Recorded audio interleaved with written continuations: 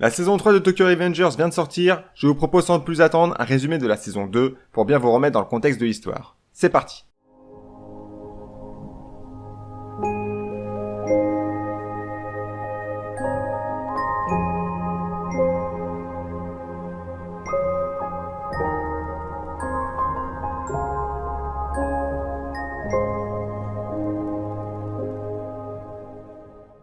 Je vous replonge brièvement dans le contexte avant le résumé de la saison 2.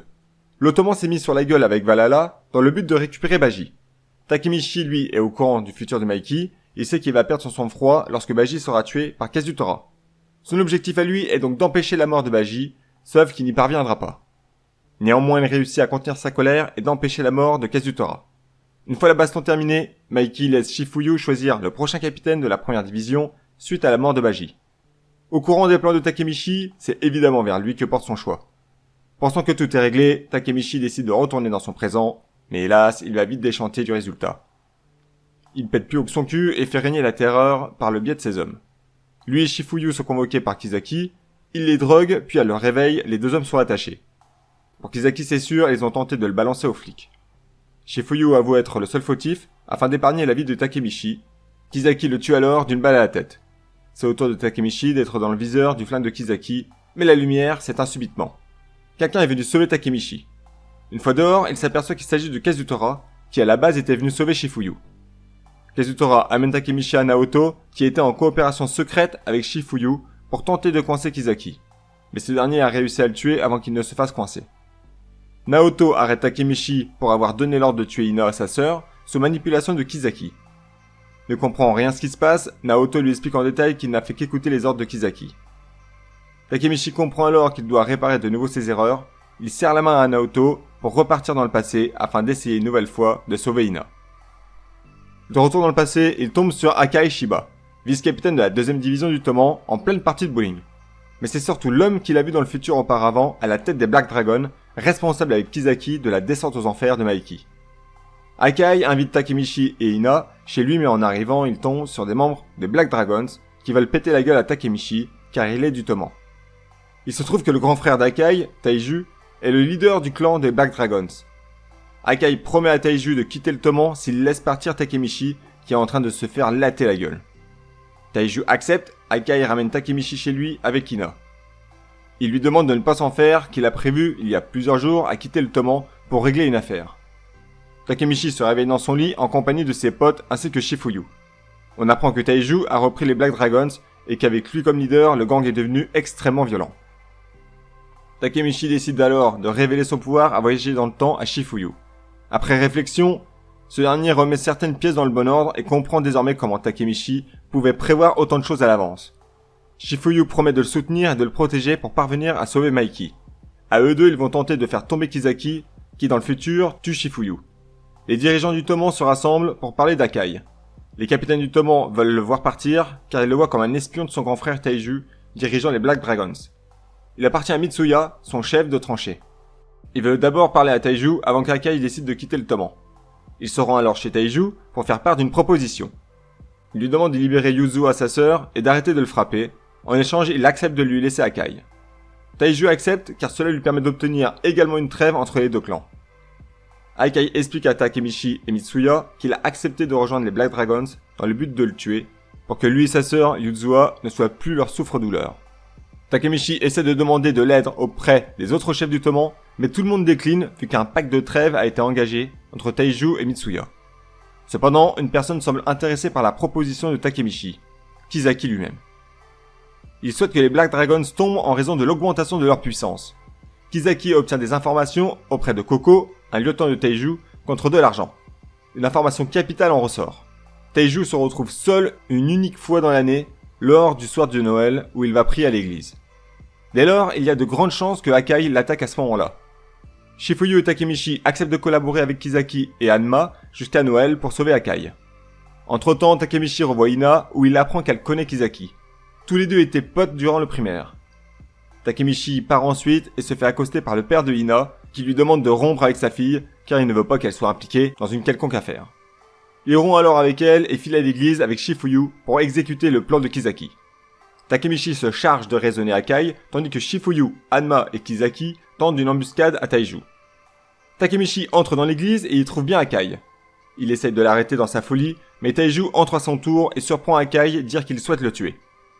Takemichi comprend qu'il a été trahi par Kisaki et Hanma, qui ont par ailleurs bâillonné Shifuyu. Taiju provoque Akai en s'en prenant à Takemichi. Yuzua, sa sœur, sort de nulle part et plante dans le dos Taiju. Forcément, Taiju n'est pas très content de ce coup en traître par sa propre sœur et veut tout simplement la buter. À ce moment-là, Akai pense que c'est Takemichi qui a mis au courant sa sœur, mais que nenni Akai, c'est encore Kisaki qui est derrière tout ça. Takemichi s'interpose entre Taiju et Yuzua. Malgré qu'il se fasse éclater la face, il sait qu'en s'occupant de Taiju, tout rentrera dans l'ordre. Mais Yuzua lui demande de s'écarter, car il s'agit d'une affaire de famille. Mais la situation va prendre une nouvelle tournure lorsque Mitsuya fait son entrée. Il met fin à la trêve et veut botter le cul de Taiju pour avoir frappé sa sœur. Bien que Mitsuya résiste bien, il se fait dominer peu à peu face à la carrure impressionnante de Taiju. De plus, Inui, l'un des capitaines des Black Dragons, sort de nulle part et lui assène un violent coup de barre de fer au visage. La situation semble désespérée, mais Mitsuya parvient à se relever. Takemichi s'occupe d'Hajime et Shifuyu de Inui, tandis que Mitsuya va essayer de tenir le temps qu'il faut avec Akai contre Taiju. Malheureusement, tout le monde se fait ouvrir la gueule et Akai flippe devant Taiju, son grand frère. Takemichi étant le seul à pouvoir se battre, part en 1v1 contre Taiju et compte bien le battre pour prendre le contrôle des Black Dragons. Face à sa ténacité et à son exploit de mettre un genou à terre à Taiju, Mitsuya, Shifuyu et même Akai se relèvent. Ce dernier en a gros sur la patate, alors il déballe un lourd secret. Depuis gamin, ça a toujours été Yuzua qui le protégeait et non l'inverse. Akai a toujours eu peur de son grand frère, Taiju, alors Yuzua a encaissé les coups destinés à Akai afin de le protéger. Takemichi s'en moque, ce qui compte pour lui, c'est d'aider un membre du Toman en galère. Akai l'en remercie et décide de combattre Taiju. Il tient les premiers échanges, mais très vite, il se fait mettre au sol devant la puissance de son grand frère. Tout le monde semble à bout, ayant dépassé leurs limites quand le bruit de la CB250T de Maiki se fait entendre. Il entre dans l'église et souhaite un joyeux Noël à tout le monde. Taiju s'approche de lui et le met à terre d'un violent coup de poing en pleine face. Maiki se relève, la lèvre en sang, puis une fois l'horloge de l'église eut fini de sonner minuit, Maiki décroche un coup de pied si rapide que même Taiju n'a rien pu faire. Il se relève tout de même et demande à tous ses hommes de les encercler et de les buter. Mais Dracon s'est occupé de faire le ménage pendant que Maiki donnait une correction à Taiju. C'est la fin des Black Dragons, tout le monde rentre chez soi, et Maiki amène Takemichi devant Ina. Ce dernier s'effondre en larmes en s'excusant d'avoir largué et jure de la protéger quoi qu'il arrive. Ina est au courant que son père lui a demandé de la quitter car elle est un voyou, elle accepte son pardon. La nouvelle année est arrivée et une réunion du Toman a lieu. Maiki annonce le retour d'Akai au sein du Toman. De plus, Inui et Kokonohyo des Black Dragons entrent au sein du Toman, dans la première division sous les ordres de Takemichi. Maiki annonce également le renvoi de Kisaki pour avoir incité Yuzua de tuer son frère en lui donnant un couteau et en piégeant Takemichi et Shifuyu. Hanma menace de partir du Toman également avec tous les anciens membres du Mobius et Valhalla. Maiki reste sur sa décision, c'est une victoire totale pour Takemichi et Shifuyu. Kisaki est enfin expulsé du Toman. Quelques jours plus tard, Maiki et Draken offrent une moto à Takemichi, la fameuse CB250T, la même que Maiki. Après ça, Takemichi fait ses adieux à Shifuyu, car maintenant que sa mission de sauver Taiju et de virer Kisaki du Toman est accomplie, il peut retourner dans le futur. De retour donc dans son présent, Takemichi est vêtu tout de noir, présent aux funérailles de quelqu'un. Luna et Mana, deux prénoms qu'il semble connaître, mais dont il ne se souvient pas avant de voir la photo du défunt Mitsuya. Il retrouve Naoto qui lui apprend que l'ensemble des membres importants du Toman ont été tués. Le principal suspect de ces meurtres est bien évidemment Maiki. Même Ina est également morte dans ce futur. Takemichi et Naoto essaient d'élucider tout ça, puis Takemichi tombe sur une enveloppe posée sur son bureau. À l'intérieur, il y trouve une photo regroupant les capitaines du Toman avec un message demandant de venir à une certaine adresse. Takemichi s'y rend et finit par tomber sur Maiki. Ce dernier avoue avoir tué les anciens capitaines du Toman. Il a clairement sombré dans les ténèbres et veut en finir désormais. Il demande à Takemichi de mettre fin à ses jours, mais Takemichi ne peut s'y résoudre. Maiki le plaque alors au sol avec le flingue sur sa tempe, mais Naoto ouvre le feu et tue Maiki. C'est un fiasco total, Takemichi retourne dans le passé. Shifuyu tombe sur lui, le voyant en train de rager et de frapper un pneu pour devenir plus fort. Shifuyu le stoppe en voyant l'état de ses mains et ensemble réfléchissent à une solution pour sauver Maiki.